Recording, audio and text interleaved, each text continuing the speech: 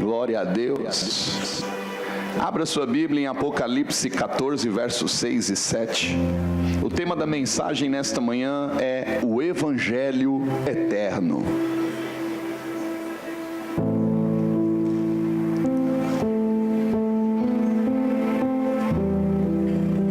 Todos acharam, amém? Se não, acompanhem conosco no telão provisório,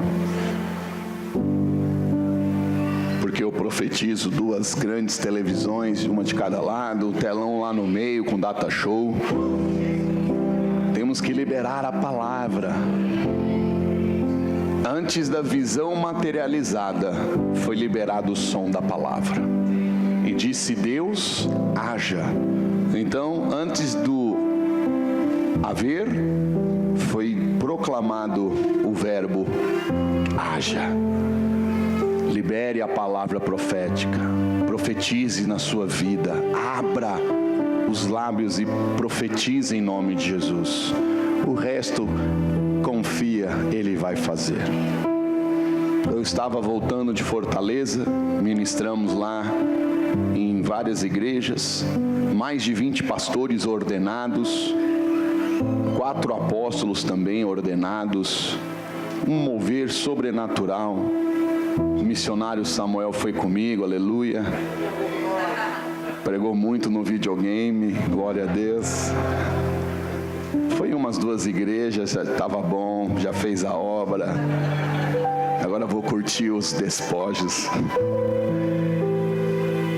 E quando eu estava voltando de madrugada, o meu filho Bruno Isídio, nosso querido obreiro, homem de Deus, casado com Bárbara, o pai de Emanuel, Deus conosco, ele me testemunhou que na célula foi um manto, um mover de Deus, e as irmãs oraram pelo Emanuel e profetizaram a cura. O Emanuel tinha uma alergia à questão do leite muito forte da mãe e de qualquer sombra de lactose, assim, tipo coisas gigantescas assim, a sombra. Ela não comia mais nada de sombra de leite. E aí ele contando que ela comeu pão com queijo, tomou café com leite. O menino já comeu até biscoito de maisena. E não deu nada para a glória de Deus.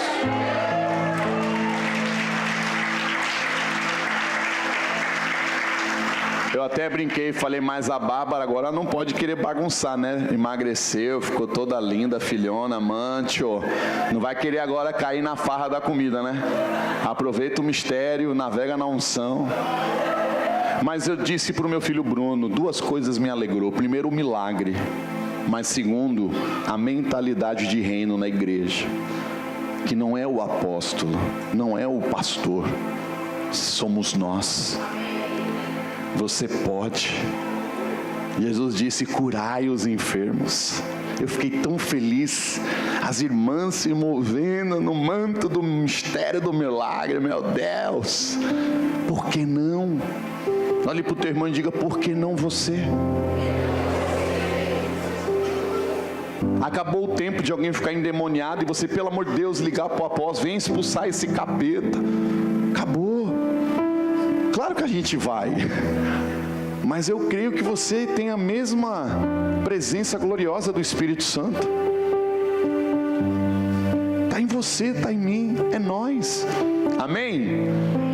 Mas isso também me fala de um entendimento de que evangelho chegou a nós e que evangelho estamos pregando. E essa palavra eu entreguei ontem umas 9 da noite para os 5 ministérios, para os pastores das igrejas filhas. A Amanda, os jovens pregam a mesma palavra, e a Amanda, né, ela fica no meu pé. Sexta-feira, toda sexta você me cobra no WhatsApp. Sexta de tarde ela, e aí AP, cadê a mensagem? Eu, calma filha. Aí sábado ela, e aí AP? Eu falei, continua na calma. Porque não é toda hora que foi assim, né? Ai, Deus bom. Mas quando eu estava preparando essa mensagem, aí eu liguei para o meu filho, né, o Otávio, santo apóstolo. E aí nós começamos a conversar e ele começou a contar alguns capítulos de lá e começamos a chorar. E eu falei, agora eu termino a palavra. Então vamos nela, vamos lá. Apocalipse capítulo 14, versos 6 e 7, diz assim a santa e gloriosa palavra do Senhor. E vi outro anjo voar pelo meio do céu, e tinha o evangelho eterno para o proclamar aos que habitam sobre a terra, e a toda nação e tribo e língua e povo, dizendo com grande voz: temei a Deus e dai-lhe glória, porque é vinda a hora do seu juízo, e adorai aquele que fez o céu e a terra e o mar e as fontes das águas. Pai da glória, esta é a tua palavra, continua a falar conosco. Oramos em nome de Jesus, decretando o governo do céu aqui na terra. Eu sou um vaso de pó, barro e cinza, Deus. É o Espírito Santo, precioso tesouro. É o Senhor que revela as Escrituras. Que os anjos estejam agindo aqui para amarrar e impedir toda a ação do inimigo. Oramos em nome de Jesus. E o povo de Deus diz amém. Vamos aplaudir ao Senhor e a sua santa e gloriosa palavra. Obrigado, Dandan. Está aí tá online? Beijo, Santo Apóstolo. Nesse domingo, aonde nós vamos ceiar com o Senhor e com os nossos irmãos, nós precisamos refletir acerca do Evangelho, porque Jesus veio trazer o Evangelho. Jesus diz, eu vim trazer o Evangelho. A palavra Evangelho significa pregar boas novas. Pois como nós lemos no texto de Apocalipse, ele veio do céu.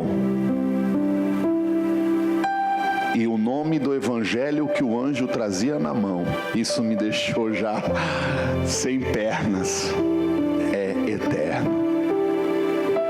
Que possamos decidir nesta manhã a continuar, porque pregar o evangelho eterno, o preço é mais caro. Mas precisamos decidir a continuar a pregar, pegar e reproduzir o Evangelho eterno sobre as nações, com as palavras da eternidade para a terra. Nós não podemos viver e ser uma igreja que vive apenas para 70, 80 anos. É apenas a ponta de uma pequena e infinita corda chamada eternidade.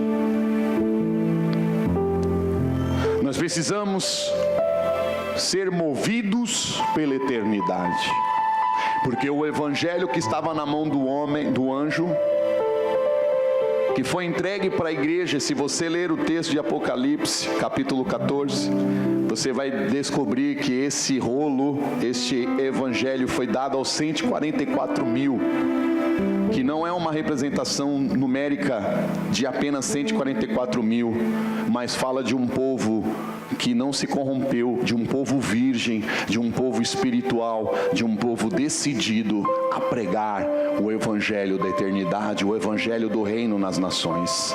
Fala de uma igreja dentro da igreja. E eu quero iniciar esta pregação e esse subtema, movidos pela eternidade, lendo uma frase de Calvino.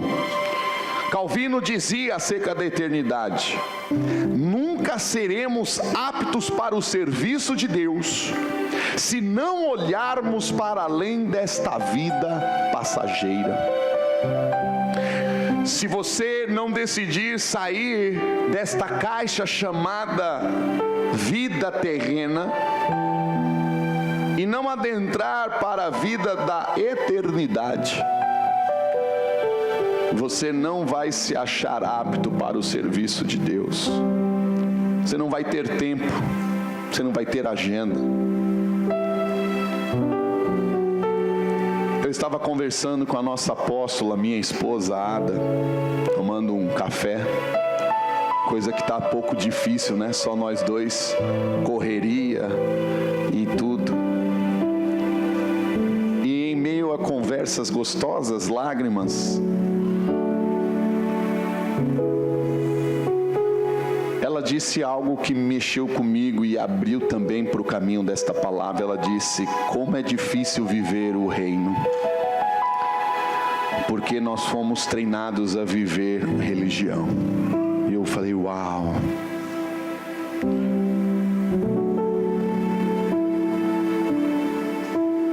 Eu poderia agora começar a trazer as diferenças de reino e religião, de denominação, mas me espere um pouco mais. Quando Jesus veio à terra, ele começou a pregar, ele foi claro, ele foi conciso. Lucas capítulo 4, verso 43, Jesus diz: ele porém lhes disse: também é necessário que eu anuncie a outras cidades o evangelho do reino de Deus, porque para isso fui enviado. Jesus foi enviado para pregar o evangelho do reino, não um evangelho da terra, não um evangelho temporário, mas um evangelho da eternidade. Os céus se movem pelo reino, e a Bíblia, já no livro de Salmos, os profetas já diziam: teu reino é eterno, de eternidade em eternidade o Senhor é Deus. E todas as vezes que você encontrar nas Escrituras Sagradas uma palavra repetida, não é erro, é uma exclamação vocalizada. Assim como tem um ponto de exclamação na parte escrita para você entender que aquilo ali alguém está dando uma ênfase, na escrita hebraica é na repetição da palavra. Então quando Jesus está dizendo: em verdade te digo, porque o negócio é sério, preste atenção. E a Bíblia, quando fala da eternidade, você vai encontrar em diversos textos, está escrito de eternidade em eternidade. Ou seja, é algo sério, é algo que precisamos prestar atenção, e por isso precisamos viver e pregar em nós e através de nós o evangelho que revela o reino e a eternidade. Uma decisão, quando movida não mais pelo que é temporário, temporal, individual, é uma chamada da eternidade que está ecoando em nosso ser. Quando a igreja para de pensar apenas nela, quando as pessoas param de pensar apenas no individual, no que é temporário, quando as nossas orações não forem brigando por coisas que, como Jesus diz, ajuntai tesouros no céu, ele já disse ao seu povo: ajuntai tesouros na eternidade. Lá as traças não corroem, não comem as pulgas. Porque se ele está dizendo isso, é porque muitos querem, em nome de Jesus, ajuntar apenas tesouro na terra. E eu já quero dizer que ter tesouro na terra não é pecado. O pecado é quando o teu tesouro não se converte à eternidade. Quando Jesus pede o seu carro que está temporário, e você entrega ele no altar, ele vira eterno para um propósito. É quando aquilo que você tem na terra não impede você de ser eterno na honra à sua família. É quando na construção das coisas da terra, os valores eternos são, em primeiro lugar, família, casamento, ganhar almas, cuidar das vidas. Diga comigo: o presente século versus o evangelho eterno. 2 Timóteo capítulo 4, verso 10. O apóstolo Paulo traz uma carta ao seu filho Timóteo, e o que me chama a atenção é a fala dele como um pai. Ele está escrevendo para Timóteo, que iria repercutir aquela carta para a igreja, mas era como um pai maduro, já idoso. E Paulo, quando escreve a Timóteo, ele já está no fim da carreira, ele sabe que os dias estão chegando, já são saudações finais. Uma grande perseguição, quando Paulo escreve, está acontecendo. Roma pega o gosto que começou em Israel de querer matar os apóstolos, os profetas. E agora eles começam a matar violentamente. E Paulo escreve ao seu filho Timóteo e diz assim: porque Demas me desamparou, amando o presente século, e foi para Tessalônica, Crescente para a Galácia, Tito para a Dalmácia. Paulo tinha 4 discípulos principais. Demas é uma abreviação, uma abreviatura de Demétrio. Demétrio foi discípulo dele. Paulo cita ele em Colossenses, se não falha a memória bíblica. E Paulo está dizendo: Timóteo, desses 4, tu mais 3, você mais 2 foram enviados por um mover apostólico, por um destino da eternidade. Demas se moveu para Tessalônica, mas me abandonou. Por quê? Porque amou o presente século. Quando a igreja, quando você, dentro de você, não tem o entendimento da eternidade, você ainda é casado com o pecado. Mas quando a eternidade entra em você por meio de Jesus, você começa a brigar com o pecado, a brigar com o mundo. Porque as coisas do mundo não são ruins, são maravilhosas no primeiro momento, mas o salário é caro, é morte. Quando a eternidade entra na vida de um cristão, ele começa a pensar não apenas naquele momento do prazer, naquele momento do poder financeiro, naquela compra, naquela conquista. Ele começa a pensar na eternidade dele e de quem ele está tocando. O anjo trouxe o evangelho eterno a 144 mil que representam primícias no reino do céu na terra. Uma igreja que ama o reino e é movida pela eternidade. A esses o céu está entregando o evangelho eterno. E qual é a narrativa do anjo quando ele entrega? E a Bíblia diz que ele brada em alta voz. Ele traz a voz do temor, ele traz a voz do glorificar a Deus, continuando a obra de Jesus: ide e pregai o evangelho.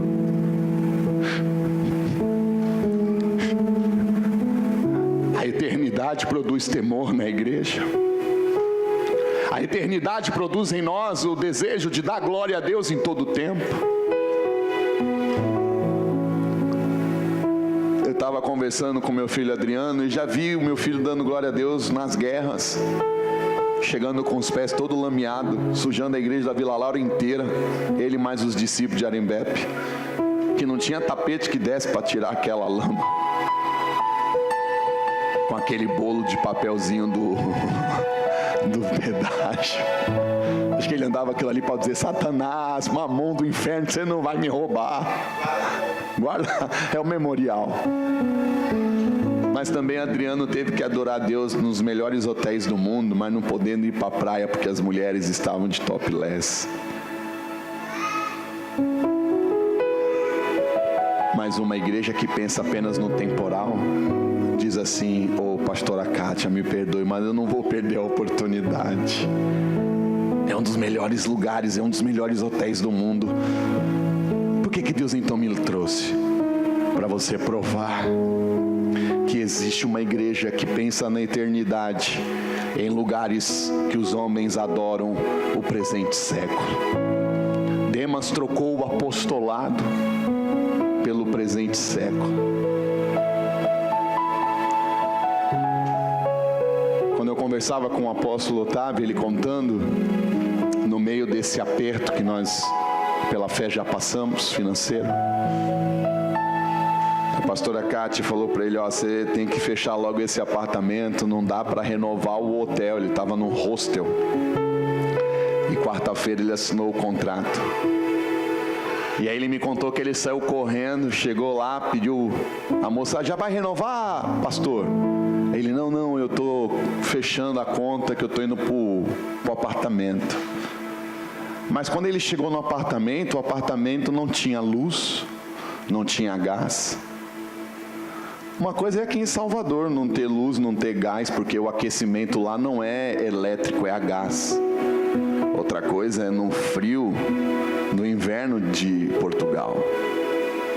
Ele contou que quando ele ia tomar banho, ele gritava, parecendo que alguém estava batendo nele. E que na hora de dormir, ele não tinha edredom.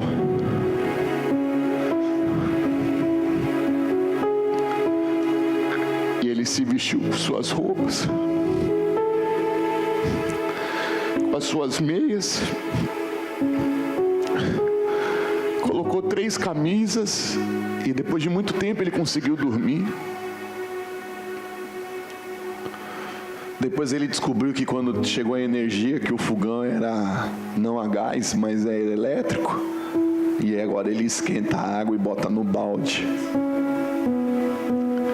Eu disse para ele, meu filho, você está escrevendo uma história. Uma igreja que pensa na eternidade não murmura no que o temporal nos apresenta. Porque Demas amou o presente século mais do que a dor do evangelho da eternidade. E é nessa hora que eu pude ver ali o nosso querido apóstolo feliz, contando, dando risada. Hoje ele até vai fazer um feijão lá, eu pedi para ele tirar foto. Achou uma farinha lá dos camarões na África. Falei, tomara que seja boa como a nossa. Mas a eternidade precisa voltar a escrever o seu livro da vida. Porque muitos estão sendo tentados a viver e pregar um evangelho segundo o desejo deste mundo temporal e secular. Temporário e secular. Um evangelho que não traz o confronto, que não forçaria Demas decidir amar mais o presente século do que a Cristo e o evangelho. Mas no tempo que Paulo estava pregando o evangelho eterno, o evangelho do reino em Roma, a espada lhe foi o pagamento dos homens, a perseguição. Os seus discípulos foram todos enviados, porque estar com Paulo era perigoso.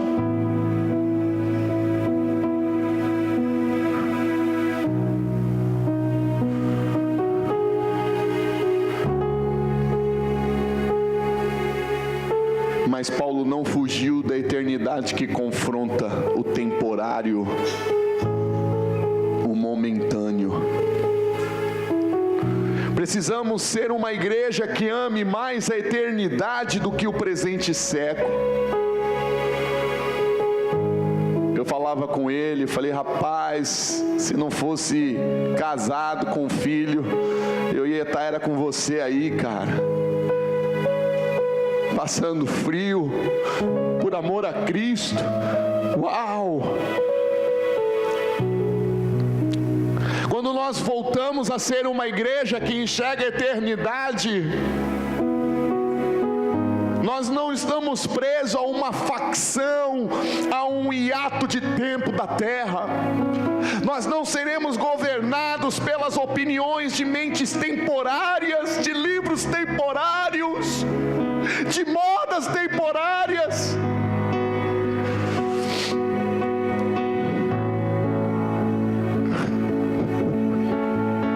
Mas nós voltaremos a fazer o que a igreja dos primeiros dias fazia: buscar as coisas do alto. Aonde temos buscado Deus? Um Deus que só patrocina os nossos sonhos, um Deus das campanhas dos impossíveis, das pedras miraculosas, que responde às nossas causas. Não! O evangelho que o anjo em Apocalipse trouxe é o anjo que diz: olha, preguem esta palavra em alta voz, temei a Deus.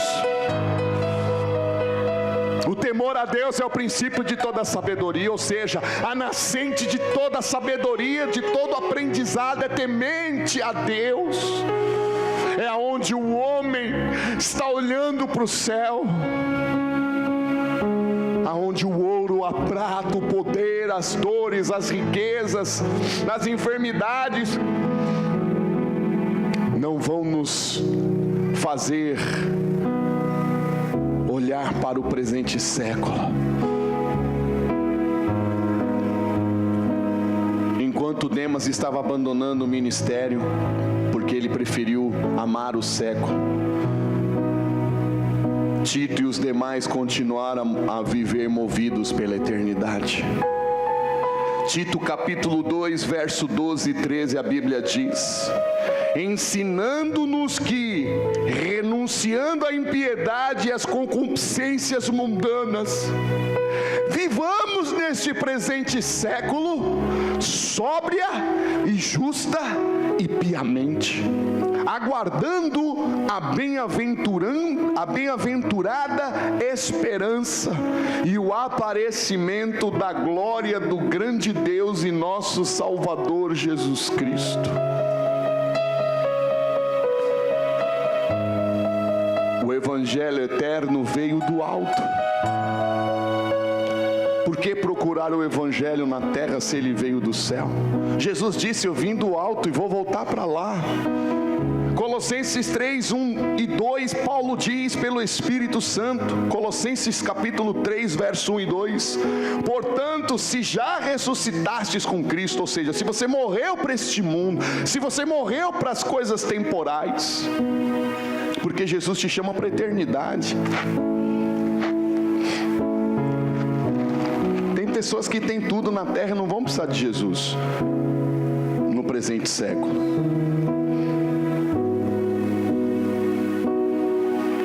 Buscai as coisas que são de cima, aonde Cristo está sentado à destra de Deus.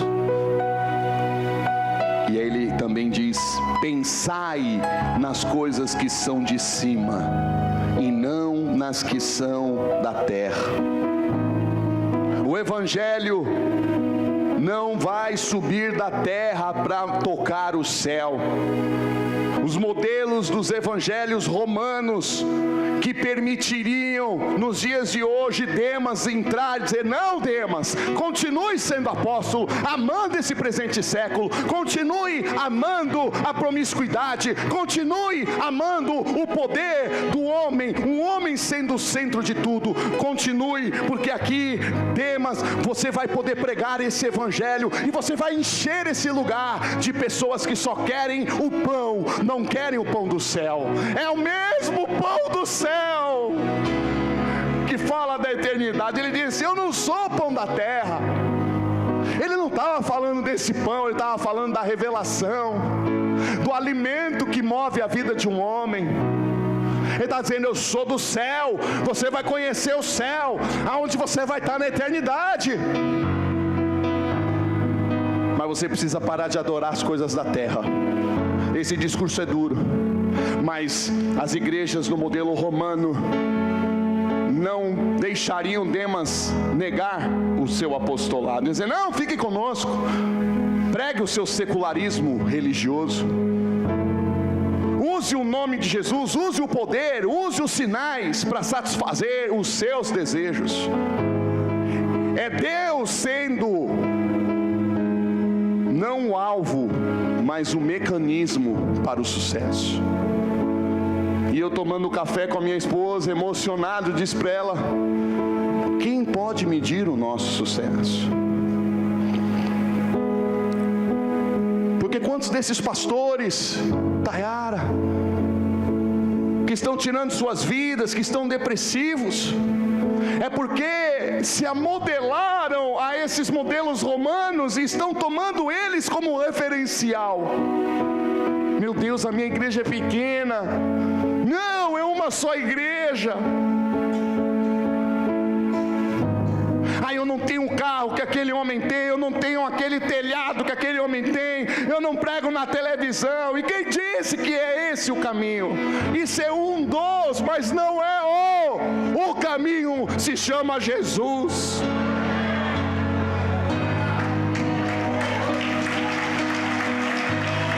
O sucesso não é medido por coisas, é medido pela fidelidade ao propósito.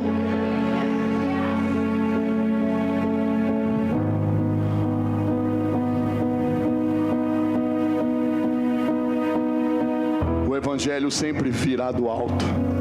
Jesus desceu, mas voltou. E a Bíblia nos encoraja a buscar as coisas do alto, as coisas de cima. Temos que não só buscar, mas pensar nelas.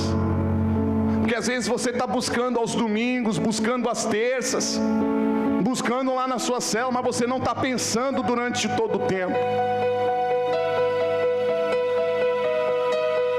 A eternidade precisa ser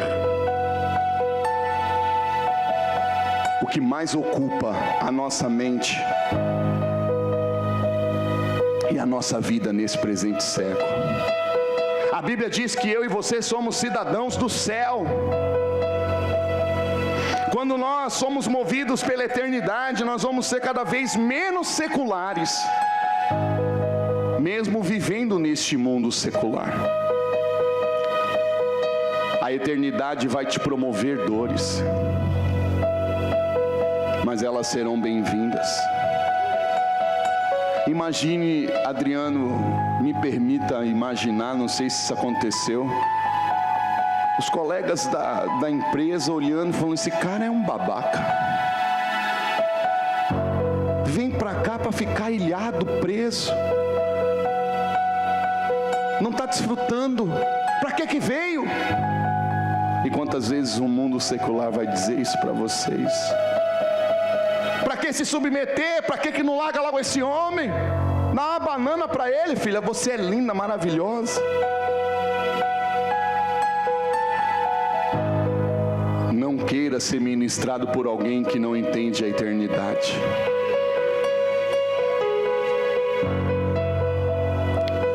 As dores da eternidade sempre serão bem-vindas. As dores, as lágrimas, os sacrifícios, os cânticos em meio a dores de parto pelas almas em Cristo serão nobres composições da nossa história de vida, porque a nossa história já está conectada na eternidade com Cristo. O que os homens fazem na terra vai ficar, mas o que você fizer em nome de Jesus será eterno. Se nós não decidirmos nos movermos pela eternidade, nós vamos ser reféns da autopreservação. Nós vamos ser reféns dos modelos seculares e deste evangelho secular que só promove o positivismo e o bem do homem em sua totalidade, individualista e positivista. Nós precisamos entender que esta mesa fala de eternidade. Parta o seu corpo, se doe em minha memória. O mundo diz, na ceia carnal, na ceia secular de 1 Coríntios 11, a partir do verso 23, no capítulo 1, Paulo diz, olha, não é essa ceia que o Senhor Jesus nos ensinou. Ele me revelou, e na noite que ele foi traído, ele tomou o pão e deu. E vocês estão fazendo o quê? Os ricos, os poderosos vêm primeiro, comem, tomam tanto vinho que ficam bêbados dentro da igreja. E quando os outros irmãos, os menos favorecidos no mundo secular, porque no mundo da eternidade todos serão favorecidos, mas no mundo secular, vocês estão analisando eles pelo mundo secular. Então quando eles chegam, sem as carruagens, sem os cavalos, a pé, não tem pão para eles cearem, não tem vinho para eles beberem. Essa não é a ceia do Senhor. Paulo já mostrava para eles, a ceia fala da eternidade, fala de dar. O evangelho secular, o evangelho temporário diz: preserve-se a si mesmo, peça a Deus proteção, peça aos anjos armaduras, se livre das dores.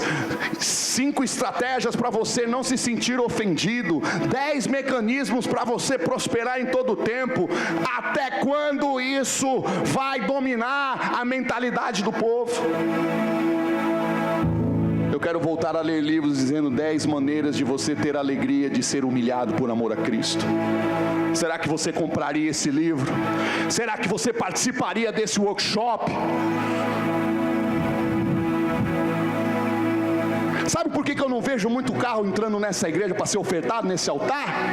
Porque eu não vou pregar que você vai dar o seu carro para poder pegar uma cabine dupla.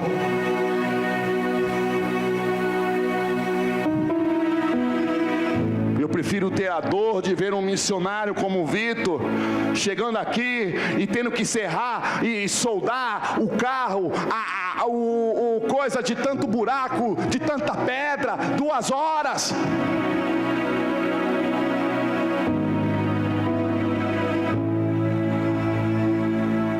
Mas eu não vou ser tentado a ceder ao secularismo. Eu vou continuar crendo num Deus que vai fazer o seu povo entender, como nos dias de Atos dos Apóstolos, que eles deitavam como Barnabé o seu terreno de Chipre, uma das terras mais caras do mundo até hoje, para o avanço do reino de Deus. Eu não estou indo contra os benefícios e conquistas da terra.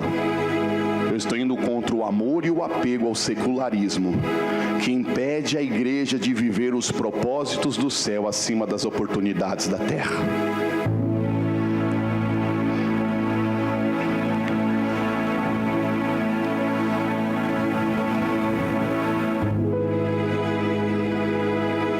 Eu estou pregando porque eu quero crer e lutarei para que esse anjo de Apocalipse, passando aqui pela Bahia, possa parar aqui em Mussurunga e dizer: olha, estou entregando o evangelho eterno para vocês. Vocês não negociaram, vocês não usaram o nome do Senhor para o seu próprio bem, mas vocês enxergaram o reino. As riquezas não fizeram você, as dores não fizeram você amar o século presente mais do que a eternidade com Deus. Quando Jesus desceu do céu, a Bíblia diz em Hebreus, pelo gozo que lhe estava proposto, ele olhou a eternidade. Mas aqui na terra, a guerra é grande para vivermos o presente século. Jesus, quando foi para o Getsemane, o grito do presente século, da autopreservação, ecoou nele. Ele disse: se possível, Pai, passa de mim o cálice. Se Jesus falou, não se escandalize, pare com esse romantismo bobo. Você também vai ter esses dias. Você vai ter esse dia, pastora Renata, que vai dizer: Senhor, se possível, passa de mim esse pastoreado.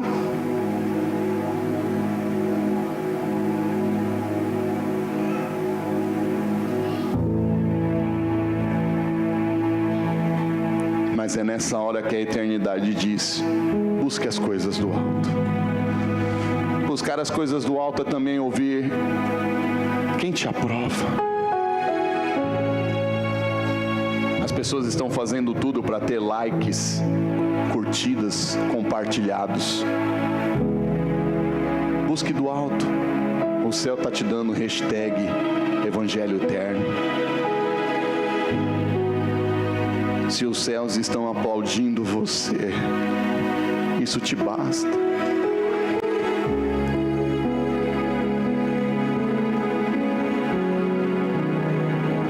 Não tinha nem a esposa para esquentar a costela, mas a eternidade pôde continuar a ser desbravada. Ele me disse: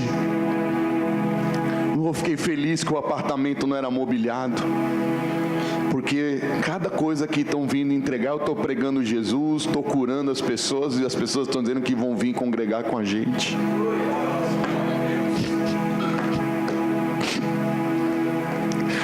Mas se ele estivesse olhando para o presente século, ele ia dizer assim: meu Deus, que apóstolo é esse que me envia? Bota 40 dias longe da esposa, dos filhos.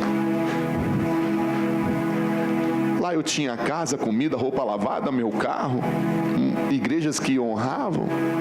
E agora estou passando frio, estou dormindo no escuro.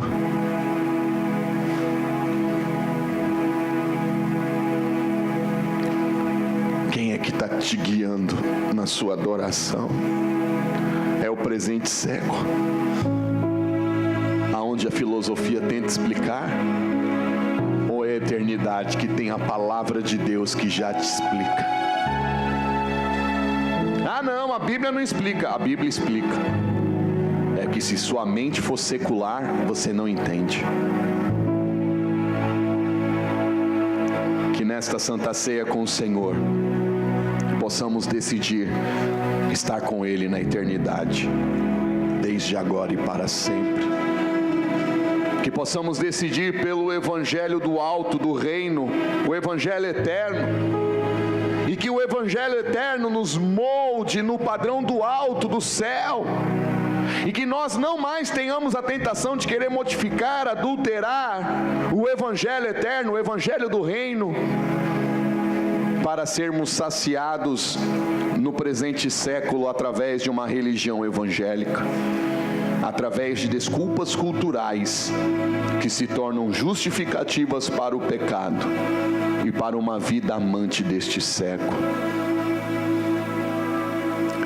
Entenda que o que nós fizermos em Cristo move a eternidade. Deus abençoe em nome de Jesus.